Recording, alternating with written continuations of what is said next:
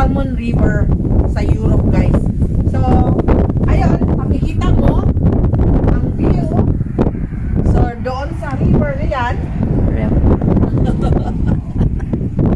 Yan pala, the camera, guys, is my kumari, si Catherine. Salamat sa camera woman ko. Ayan.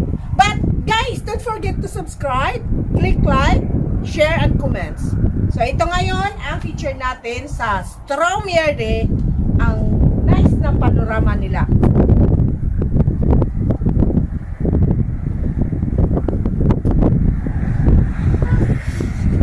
Ang lamig.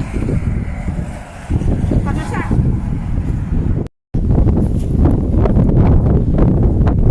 Hi, kumaring Kate. Magandang panorama, no? Okay. Yan, guys. Diyan sa tuktok na yan, maraming maiipon na snow during winter. Tapos mag-falls, may mga falls din siya kung mag-melt na yung snow niya. So, yan, guys.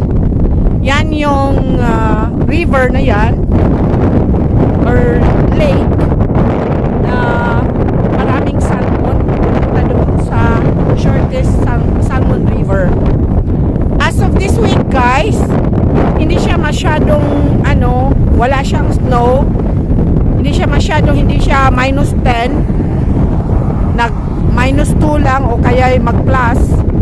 Kaya nag-melt ang ice sa tubig. Pero pag mag-minus siya, guys,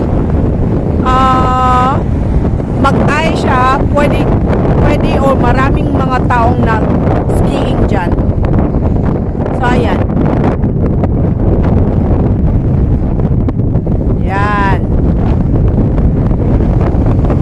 Maganda, lalo na pag summer, guys. Maganda siya.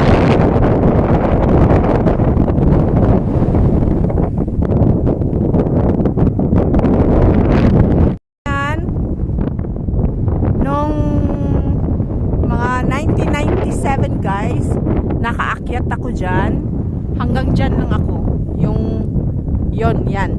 Hanggang dyan lang ako. Kasi dito, cliff na siya, guys. Mahirap akyatin.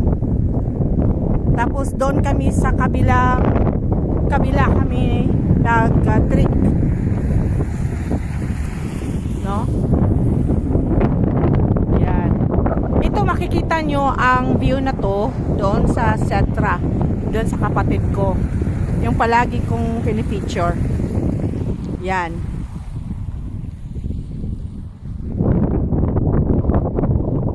Ayan. Maganda dito, guys, during summer.